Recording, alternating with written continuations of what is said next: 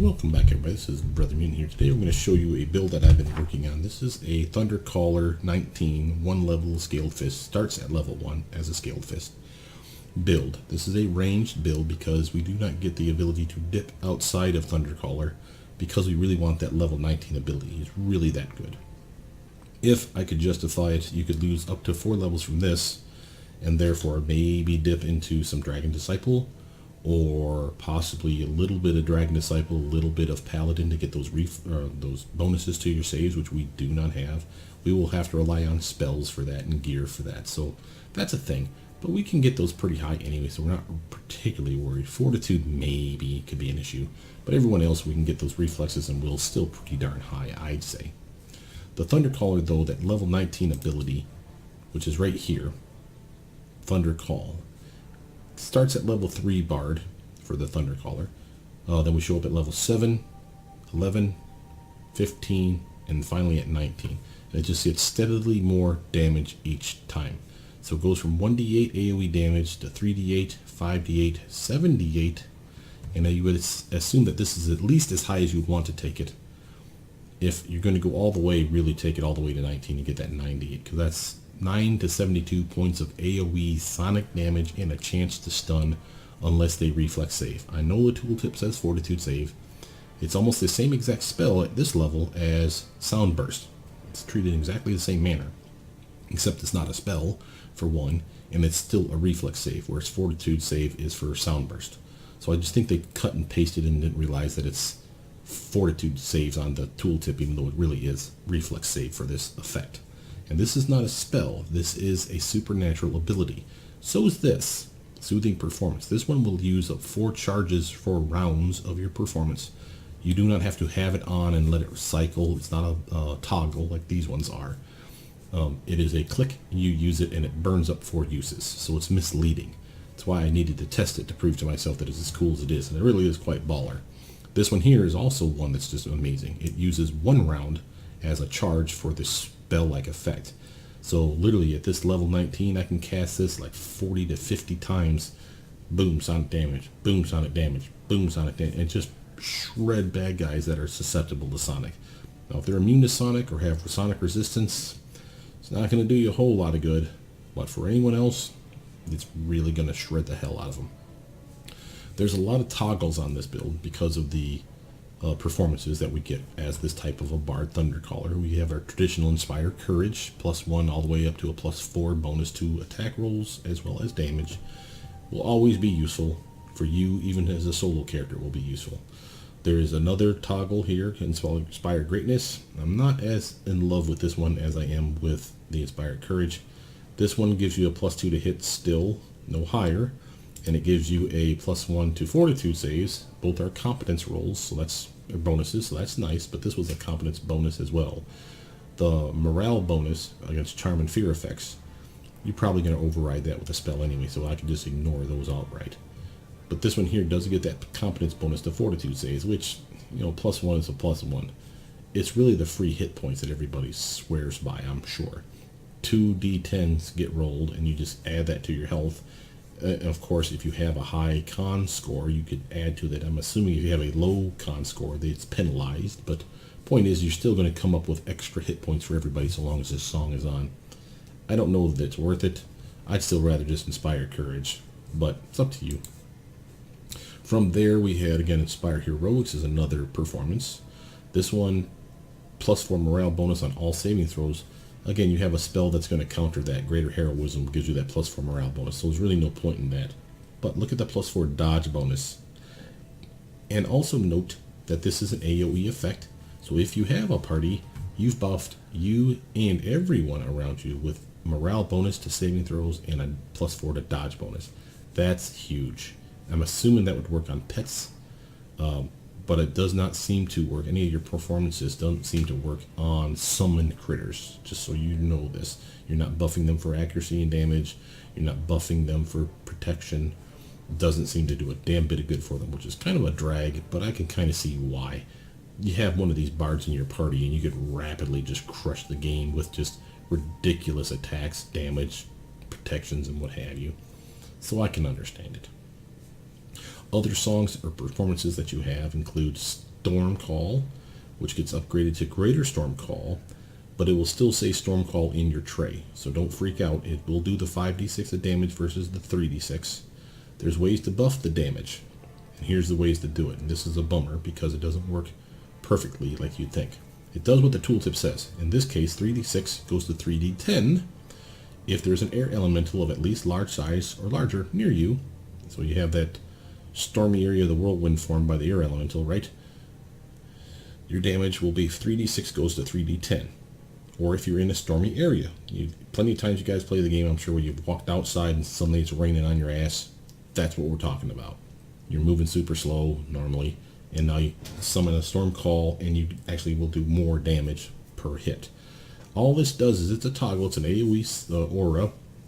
Any bad guys that are in that aura when the round starts, one of them will get randomly hit with that bolt of electricity.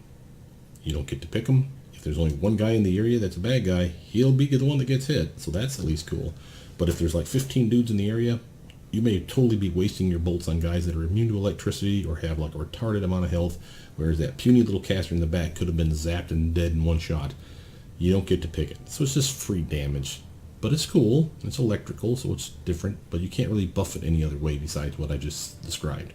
So even if you went like Dragon Disciple, Blue Dragon, where you have the electric damage bump, this is not a spell, so you don't get extra 3 points of damage because of the 3 die of electric damage that you have.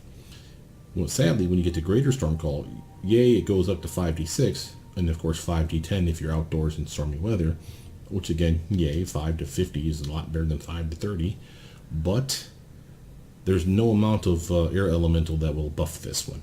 So while this one has that caveat where it says large size or larger for the air elemental, making the whirlwind, it does not seem to work on this one. And it doesn't say it in the tooltip, so I'm assuming that's working as intended, so bummer. But 5d6 is still 5 to 30, and again, the same general principle, just some random zap.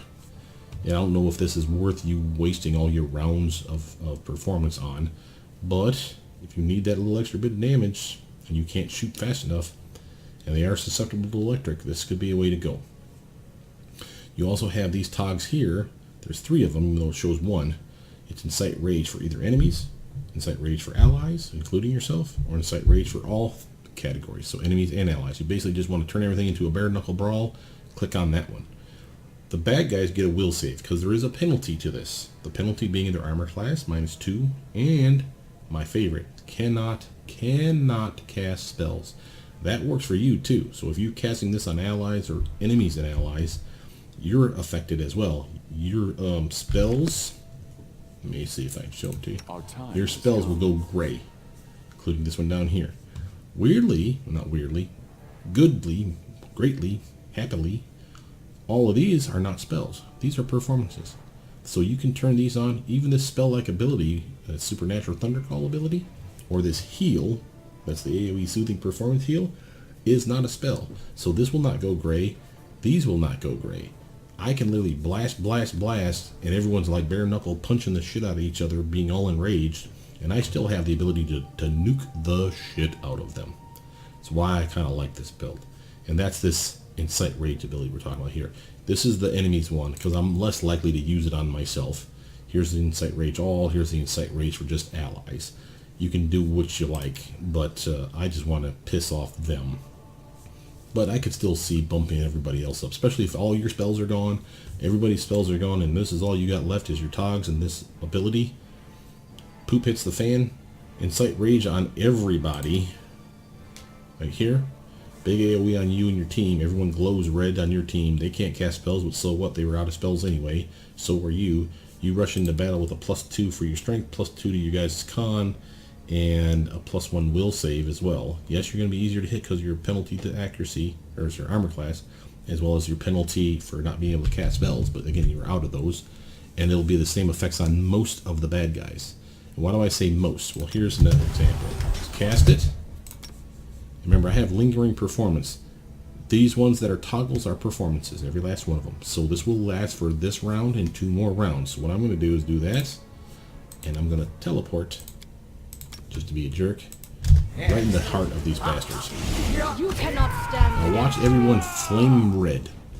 if they make their will save, it doesn't look like, and damn one of them did, they will not glow red like a Christmas tree. So that red flare is your way of knowing that they have no ability to cast spells. They may try, but if we kill them and target them first, that would be the goal. Kill off your casters, and then from there, kill everybody else off. Easy peasy pumpkin squeeze. Really nice effect. Yes, I know I'm uber compared to these guys. That's not what I was trying to demonstrate. I'm just demonstrating the battle tactic does work. So we can disrupt spell casting abilities of these 4 characters. That includes clerics, other bards, I'm assuming. Although bards may have a protection from that because it is a bard performance attack, so to speak. But definitely paladins, clerics, druids, wizards, sorcerers, magi. I mean, you get the whole point. Anyone that can cast magic, as far as they're concerned, won't get the ability to cast magic when they're under the effects of that rage ability. That's pretty tits, I think. We had other stuff that we could do. Fascinate is another fun one. And this one I'm just going to wander in to the area of effect just to demonstrate what happens. So it doesn't last long once they get out of the range of it. But while they're in the range of the effect, they get screwed big time. If they take damage, they wake up and start doing stuff like normal. That's a thing. But once they're under the effect once, as long as you don't touch them, that song is still running, they will be under the effect of it. I think they may get like another check every now and again. Saving throw fails, creature stands quietly and observes the performance for as long as the bard continues to maintain it. Any damage to the target automatically breaks the effect. Okay, so the minute you love tap them, they break out of it. But as long as you're standing in their area of effect, they will literally be under the effect of that thing. That's pretty badass, I think. And that sets up some really nice attacks for you when you get mugged. What else do we have? We have Inspired Greatness. We talked about the Storm Call. Heroics for the tanking ability. Obvious damage bump here. You notice that I have Good Hope on my character. And I want to show you our spells as a result of this now. So these are just suggestions. Nothing cast in stone here. But these are the ways I leveled up for a reason. Beginning damage, cheap and easy, does help. And does have the chance to stagger daze. There it is. Chance to daze. So utility-wise, it is reasonably useful. Cure Light Wounds. You are the only one on the team. If you're running solo, the ability to heal yourself is instrumental. So we took every heal spell for single target stuff all the way up to the Cure Critical. So every level eventually gets a Cure spell. Or every single level. Expeditious Retreat for obvious reasons. Kiting is going to be useful, especially since you're going to be a bowman at some point in here. So running away and zapping bad guys with a bow and arrow is really good battle tactics in this game. Especially when you're running solo and you don't have to worry about a party messing stuff up. But it also is helpful for traveling across the regular maps. Not the overland map, but the regular ones that you're inside each zone. Because walking from point A to point B gets tedious. An Expeditious Retreat doubles the speed. By and large, goes another 30 feet per round. Increased speed, you zip around faster. Who doesn't like that? Grease Spell, from the beginning of the game all the way to the end of the game, I've been told is a wonderful spell. Always has utility. And again, nothing wrong with having this spell in your back pocket. Vanish and Feather Step, which you take first. I took Vanish, but Feather Step and Vanish, basically around the same time, so you're going to want these.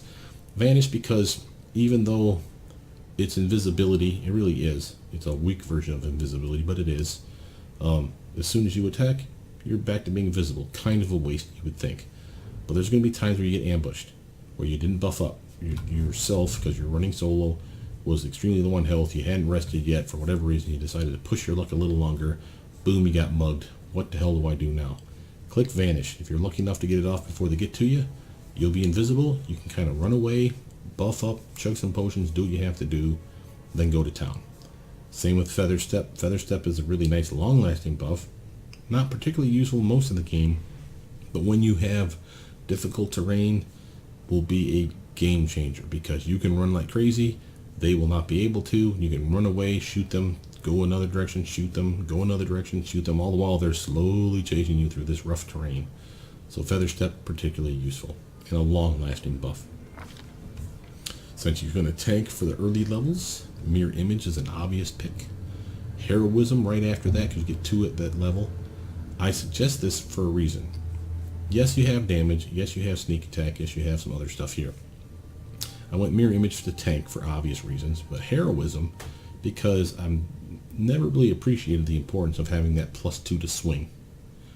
This thing is a very long-lasting buff. By the time you get it, it'll be on your character for at least 40 minutes every time you cast it. That's a big, long buff, man. 40-minute casting. So a +2 to swing every time you take a swing. Yeah, I kind of dig that. Sound Burst was more of a utilitarian choice. I wanted to demonstrate that sonic damage in here is a fortitude save to avoid the stun versus the other effect that you just saw, which was definitely a reflex save. And again, I did check them to make sure that the reflex and the fortitude save doesn't have damage, has no impact on damage, only for the chance to be stunned. So that's awesome. And it's the same size effect, same range as everything as the other one as well. It's one of the reasons why I attribute the other one to being like Sound Burst's big brother. Cure moderate for obvious reasons, and again, don't forget that your cure spells can target undead. Wouldn't recommend it, but if you have no other choice and you're having a hard time downing that jerk, a simple touch attack is easier to land than you punching him in the face 9 times out of 10, and this will allow you to walk over, touch them, and do a decent amount of spike damage every time you kick off one of those multiple heals. Sense Vitals is late in the game, but there's a reason for it. This one shows up at the same time that you'll see spells show up. You'll get a spell level 2 pick and 2 spell level 4 picks. Once you see that, that's your cue to get Sense Vitals. Why do we wait so long? Because that 4th level spell pick, the first one you're going to grab is Greater Invis. This will allow you as an invisible character to get many of those sneak attacks off. Otherwise, this is a wasted spell. So, they show up at the same time. It makes good sense. Dimension Door is the other one that I pick at that same time, and there's good reason for it. You need the ability to get the hell out of dodge sometimes, and there's a really good way to cheese this game for some really quick XP at level 13. You'll get this at level 11. These two at level 11, as well as that Sense Fiddles. But at level 12 or 13, there's a mission that you can sneak into. You do most of the mission, and you can teleport into it with Dimension Door twice, and a Greater Invisibility use or a potion, and a piece of gear. You can kill a really high-ranking boss, cheesing it all the way, man, and get from level 13, let's say, up to at least level 16, and some really epic loot besides. And then just teleport your happy ass right the hell back out. Now, that may be a glitch. That may be intended. Remember, there's all kinds of ways in this game where, DMs would tell you, oh, I never thought you guys would rappel from the ceiling. Well, yeah, what do you think we brought all those ropes for? We can't really do that in this game, so it's entirely possible that they leave that little trick in there. Maybe it was intended. Maybe they don't care that it's a glitch. They're like, well, they found it, let them have it.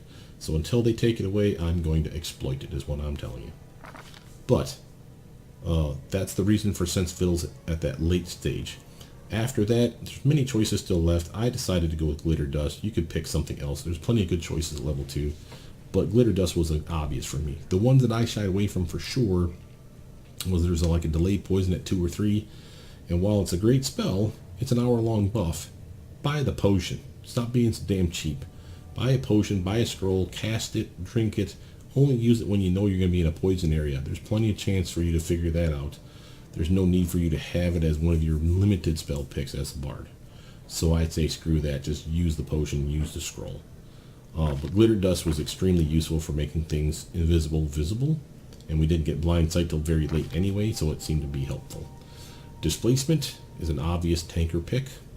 Notice we did not get Blur. That would be another option over here. I didn't pick it, but I got Glitter Dust instead. But Blur would have been useful, just not as useful as Displacement. Lasts longer than Displacement, but that's what it is. Good Hope is the one that I was just telling you guys about a moment ago. This is one that's actually quite good. It's kind of like Heroism, kind of like Greater Heroism, better than both, worse in the same time. And it's kind of weird to say it that way. Why is it better? Because this one gives you two things that neither Heroism or Greater Heroism give you. A +2 to your ability checks, and a +2 to your weapon damage rolls. Neither of those other spells do. Plus, this is an AoE spell, so if you have a teammate, or pets, not necessarily summons, pets, you can buff them with this. I haven't tested it on the summons. I would assume it would work because it's a spell, but my performances do not seem to work on the pets or the summons. So It's entirely possible summons are immune to buffing, for all I know. But it's still a possibility.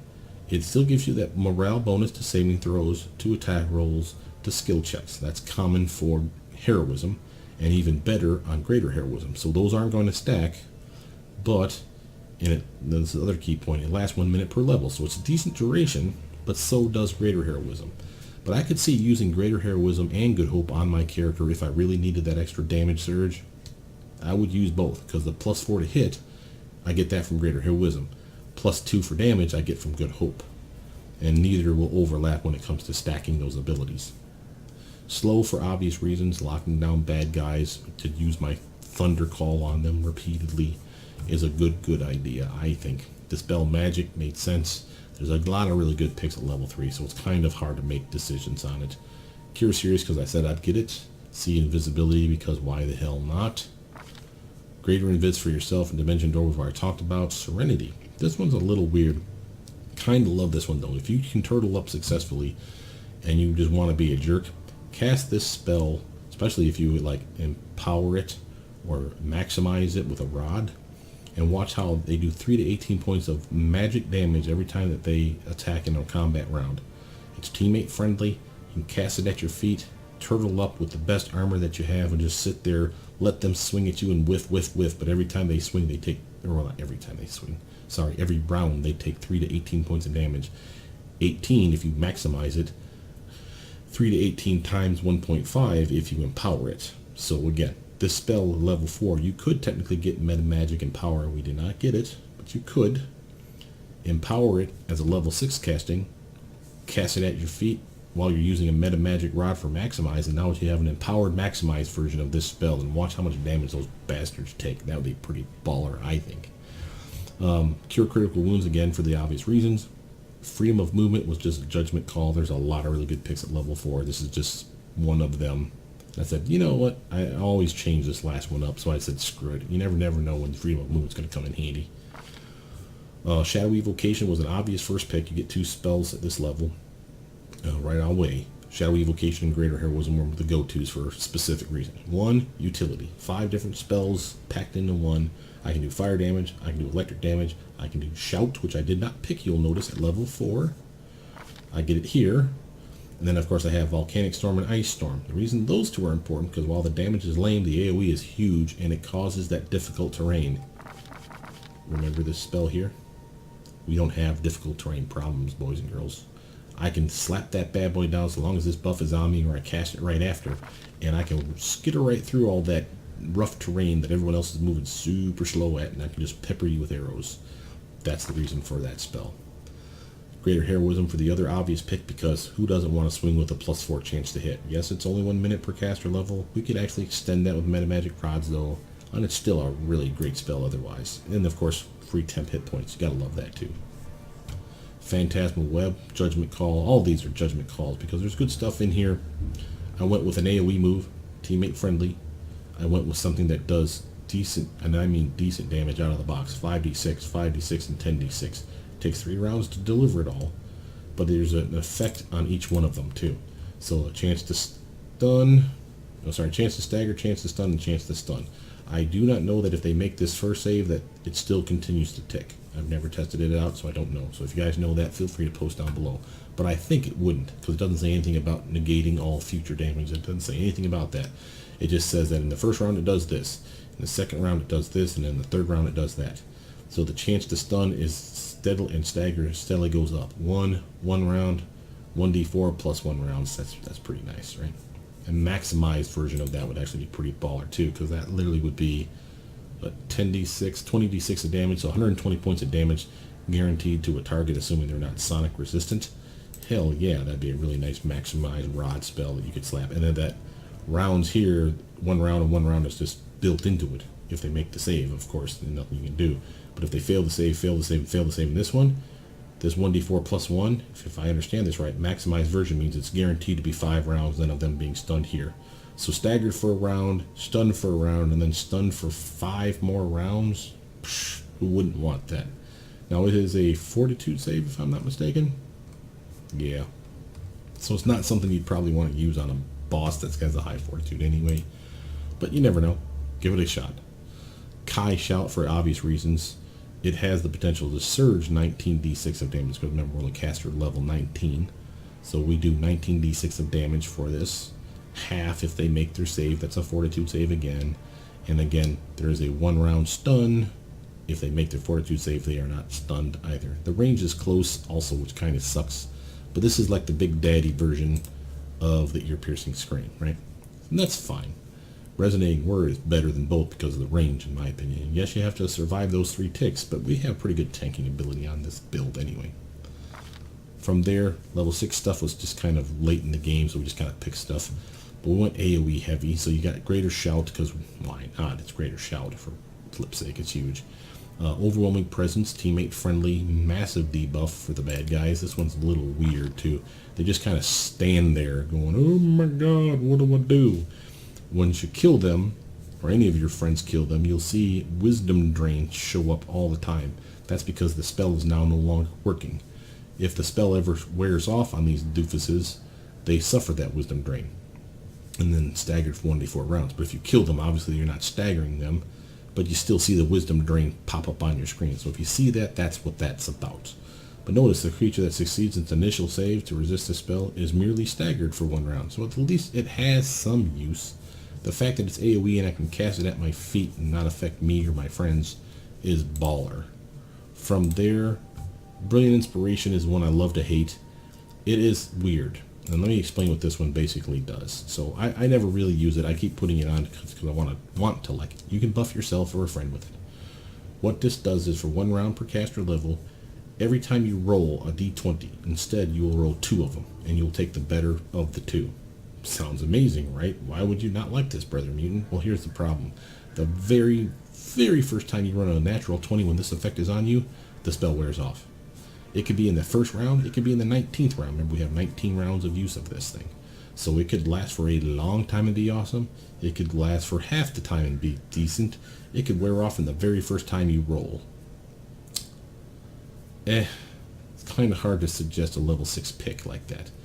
But I could get into it as a pre-buff, especially for those harder fights where I know the poop's going to hit the fan. This is going to be a boss fight. I really need to make sure that I land some attacks. I'll give it a go, pre-buff up style. Hope for the best, and then go from there. We picked a Summon Huge Elemental only because if you really want to get some of that sneak attack damage and you're out of your greater invisibility, having an enemy or an ally flanking or engaging in melee combat, I think still allows you to do sneak attack damage on the bad guy he's fighting. So you can get some tough huge elementals out in this game at level 6, and they don't last forever, which is nice actually, because then you don't have to worry about stuff. It does take you a while to cast them. Be warned, you won't get to summon them as fast as you think. You'll stand there for a good 6 seconds of and then finally he shows up. So you almost want to cast him ahead of time, just as you're getting ready to do like a voiceover section or an actual fight. So be warned on that. But I do like the Earth one specifically for his ability to tank. The fire one for fire damage, the cold one, or the water one for ice damage or cold damage is nice. There's no one that does acid damage, I don't think, and I don't think the air elemental does electric, but we have the ability to do electric on our own anyway. So that's our picks for spells, and you can do as you please. But we stand. I've leveled or set them aside from low to high for healing.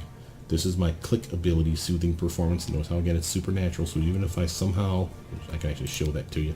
Let's enrage us and everybody over there. We'll do all. Stand with me. Okay. See how everything's grayed out except for this one, except for this one, except for all of my togs over here, because these are not spells, guys. So I could click heal if I wanted to, or I could blast cast like crazy.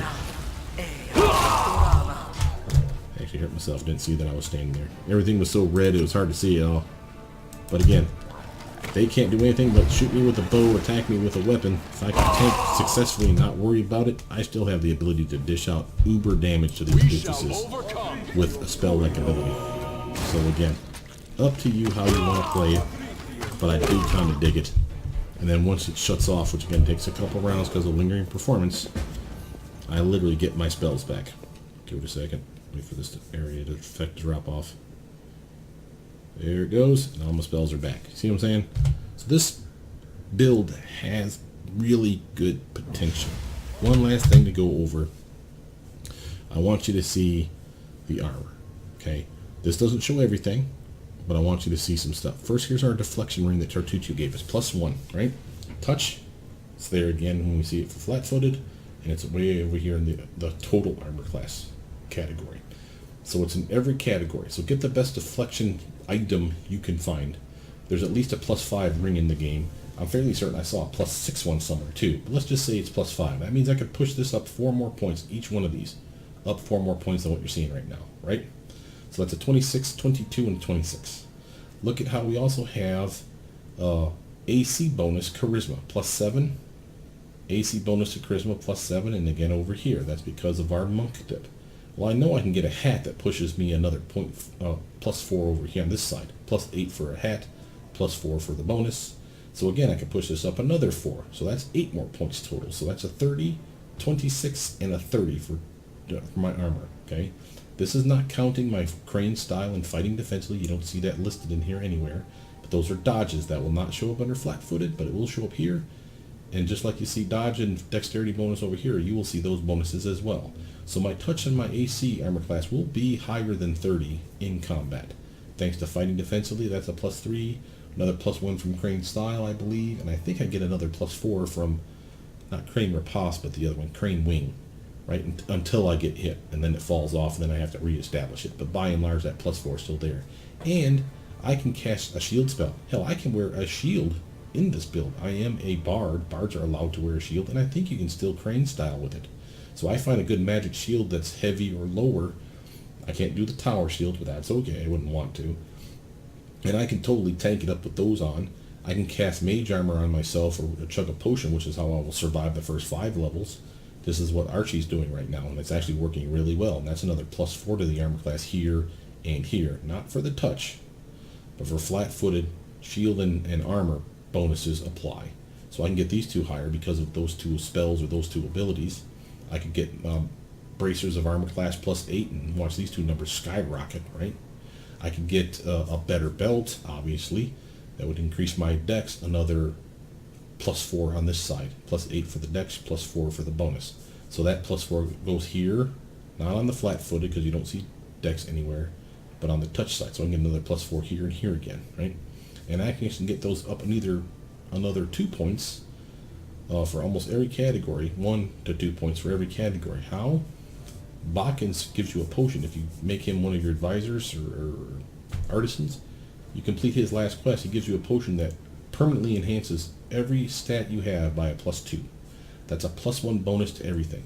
So I would have more dex and more charisma, which means that these go up again because of the dex and or charisma as applicable. So I can really get a decent armor class here without really much investing in it. I have decent stats. I focused on the obvious. When you're starting out, you really need to have good trickery and good perception. You're either running solo, these are going to be your ways to get your bread and butter XP free. You want a little bit of mobility because you got to get 3 ranks in there to get your fighting defensively bonus. But that can wait. I'd put at least a point in it, but that would wait to get it to 3 until at least level 4 or 5 because you're really not fighting defensively up until then. You can't really take the penalty to your swing is my problem. Athletics, we have points in it, but it's only because I wanted to kind of round it up a little bit. 1 point in it though early gives you a chance to do some athletics checks to get some free XP in those areas. You guys know about those. Same with mobility. Again, having at least 1 point in each of those is extremely helpful. Stealth, put a few points in it, nothing really major, but I wanted to be able to stealth a little bit, especially since you are running solo. Here's the downside. We have a really good charisma, so of course our persuasion, we bumped the crap out of it. Same with use magic device. We didn't max it, but we got it really high. I mean, a +27 to your use magic device check, that's still pretty considerable. We have decent trickery, maxed it out. Decent perception, maxed it out. Decent persuasion, maxed it out. And we have decent, amazing lore, I should say, for nature. Why? Because Jack of all trades, everyone gets a +1 to everything because of Jack of all trades, but also because we are a Thundercaller, we get bound to the land. That means we take our Thundercaller level, divide by 2, round down. We're level 19, so that would be 9.5. Round down, we get a plus 9 to this lore check. So as we level up, this just gets better and better and better. We decided since this is going to be a good stat anyway, might as well maximize that stat. If you're not feeling it, we could lower this stat by like 15 points and still end with like a nice plus 20 here, and add 15 points to the knowledge, arcana, or world, or hell, even more religion if we wanted, or if you really wanted to be athletically inclined. You know, it's where you want to put them. But I figured if we're already getting a bonus to it, why not really have it be tits? That's why we did this. The downside is because we're a Thundercaller, this is the only bonus we get is for Lore Nature. For all other bards, which is really the sucky part, they get that similar bonus. They don't call it Bound to the Lane. It's called Bardic Knowledge or some crap. And they get that same bonus for Knowledge Arcana, Knowledge World, Knowledge Religion, as well as Knowledge Lore Nature. I said Knowledge. I meant Lore Religion. You know what I meant. But they would get that bonus for all four. That's why normal bards are baller for these 4 stats. We are not. But I decided, well, let's invest in it to make sure that that Lore Nature sticks out. That's why we did what we did. Do we need a plus 35 here? I don't know. I haven't been to the end of the game yet. But when you make that Lore Nature check on that rare obscure beast and you find out everything you need to know, going, oh, he's immune to sneak attack. That could come in handy. You see why I thought that was kind of cool. Again, I could see stealing maybe like 5 points away and buffing something else up. I don't mind having stealth being this low because I know I can find gear that puts another 10 on this stat alone. Athletics, I could see going a little higher, making sure I make those checks. Mobility, I never seem to really invest too much in. If I'm going Dragon Disciple, Dragon Style, sure, because you got to get to 3 to 5 to 8 to get those Dragon Fighting Style feats unlocked. But other than that, I would never really invest in mobility, personally speaking. I got the skills that I want high. Use Magic Device, Trickery, Perception, Persuasion, because everyone says you need to, and I'm cool with that. And up and bump all these. Already you see I have a +2 on them thanks to Good Hope. That's that spell I cast on myself way back over here. If I wanted to go up 2 more points, I just cast Greater Heroism on myself, and everything would go up 2 more points. If I want more than that, well, I don't have a lot more than that. I would have to get magic gear that would enhance my stats, and I will get that. So all these will go up at least another 4 by the time everything's said and done. So decent stats, sure. Amazing stats for some, but not for everything. I think this makes a good ranged attacker. Again, there's things that I'm not happy with. It takes a while for stuff to come online for your ranged abilities as well as your defending abilities. But once you have, I'd say, all the way up to here, you're doing pretty decent for yourself. And then rapid shot and many shot just keep adding to it. All this other stuff is just kind of like gravy on top as far as I'm concerned. But with that, I think you guys have a pretty decent build here. You tell me what you think. And again, for those that don't know, when you're doing solo work, once you leave Oleg's, I'm assuming you're trying as soon as you can to do solo work, make sure that you have purchased at Oleg's a Masterwork comma. If you can afford it, I would get a Masterwork comma, a Masterwork Sai, and then even a Masterwork quarterstaff to have in your slots here, here, and here. Why do I say that? Because you got Flurry of Blows for unarmed strikes, so you got bludgeoning damage. You got Flurry of Blows with your comma, so you got slashing damage covered. You got Flurry of Blows with the Sai, and that's piercing damage. So you've covered all 3 physical damage types by having no weapon, a comma, or a Sai. Why do I say quarterstaff? That one's kind of a, I want it just because I want it. It would allow you to do Flurry of Blows, but now here's the problem with quarterstaff. Quarterstaff is a strength-based weapon. You cannot weapon finesse it. Commas you can, Sais you can, fists you can. So I get my +3 bonus at level 1, going to a +4 because the comma and the Sai are masterwork. So my base attack bonus over here would be a +4 for fists at level 1, +5 for a comma, a masterwork comma, +5 for a masterwork Sai, and +2 for a masterwork quarterstaff. The reason I won't say get the quarterstaff is because A, it's rare to get a quarterstaff, really. B, just because I have a lame score now doesn't mean I won't be able to use it later. C, There's no reason that someone can't chug a bull strength potion or cast a bull strength spell on me or find a strength belt that allows me to swing better with that quarterstaff. And quarterstaffs, this is why it's important, are two-handed weapons. They take your strength bonus. So let's say I had a 14 strength because I had bull strength on me. This would be a +2 now. Instead of doing +2 damage with that quarterstaff, it would be +3 because it takes damage bonus for strength and times it by 1.5. And that 3 would be reflected in the damage output that you'd see. That's why I say that. It's better on Archie's build because Archie has a 14 strength and then eventually will have an 18 strength thanks to Dragon Disciple. So his quarterstaff swinging is going to be amazing. But, you know, this is a finesse build. So the quarterstaff can kind of go away with the dodo, but definitely get the comma, get the psi 2 if you feel, and just know that those are there for that reason. You still want to always have flurry of blows working for when you have to melee. You might as well hit more often than not, right? That's my attitude. And then from there, you have your fists, you have your comma, you have your psi. That covers all 3 damage types of physical damage. And then from there, I think, like I said, you can still weapon finesse and crane style and all that good jazz with a shield on. And I can actually prove that to myself. These guys are on idiot mode. I'll just charge in and let's take a look at our abilities here as we do stuff. They're swinging at me. I should be able to see my armor after everything's said and done when we go through things to see if I'm getting my crane style, crane wing, crane riposte abilities going, right? Just let him do his thing.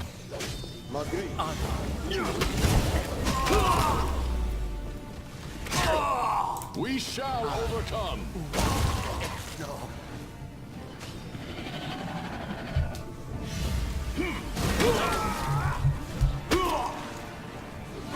Beat him! Beat him upside the head! Thank you. Okay, let's take a look at that. One of the reasons why I like using the tutorial, for those of you that don't know, that don't watch my other videos, is you can find that wall of initiative checks really easy. Boom. And once you see that, that's where you started your fight, and then you just scroll down from there to see what you want to see. So here we are attacking with our light mace. Nice attack bonus of +20. Why? 15 from base attack bonus, so that's a nice solid base attack bonus at level 20. 3 from Dex, so that'll obviously be higher as we wear better gear, but still 3 from Dex, +2 from Good Hope. That could be +4 if I had Greater Heroism on. I could have that even higher if I had Inspire Courage on, because that's a competence bonus. They would stack, and that would be another 4. So I can get this up to a 24 without much effort. A spell and a toggle. Fighting defensively is a problem, but I got my Crane Riposte and Crane Style is working, as far as it's penalizing me anyway. So I am getting a -1 instead of a -4. And of course I have the Masterwork Light Mace, which just completely negates it altogether. So that's a really nice solid 20 to hit, and I'm caught him flat-footed. Now, damage output, 1d6 +6. Why is it so low? We don't have a lot of strength, or any. We're getting a +2 from Good Hope, +4 from Arcane Strike. That's the only reason why we got a +6 here. So you really aren't doing a lot of damage as a melee, unless you find an agile weapon, which I should suggest, especially if it's an agile comma, an agile psi. Those are weapon finessable, and you can flurry of blows with those 2 things, and you get to add your dex bonus damage to it. That'd be pretty baller. From there, let's see how they do against us. Here's a guy swinging at me. I got a 31 armor class, right? I haven't really buffed up in any real way other than have my toggles on, right? I don't have any spells that increase my armor class. I could have Mirror Image on to help. I could have Blur on, but I didn't pick it. I could have Displacement on, but I didn't activate it. I could have Invis, Greater Invis, or anything like that on to give me some protection. I don't have those either. So, what do I have? My base 10 that everybody gets, +7 from Charisma. We know we can put that higher, but it's already a +7. +3 from Dex, and again, that can go higher. So right there, with those 2 stats and my base 10, I'm already at a 20. I got my Deflection Ring from Tartuccio, which can go better. I'm using my Light Shield, which could be a magically enchanted Light Shield, or I could have a shield spell cast on me from like a scroll or a potion, or a wand, I should say. Dodge I got as a feat, so that's never getting any better. Dodge from Crane Style is working. Dodge for fighting defensively is working, and it's +3, not +2. Thank you. 3 points invested into mobility.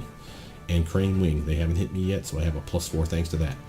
That's pretty badass. And again, remember, I haven't buffed up in any significant way.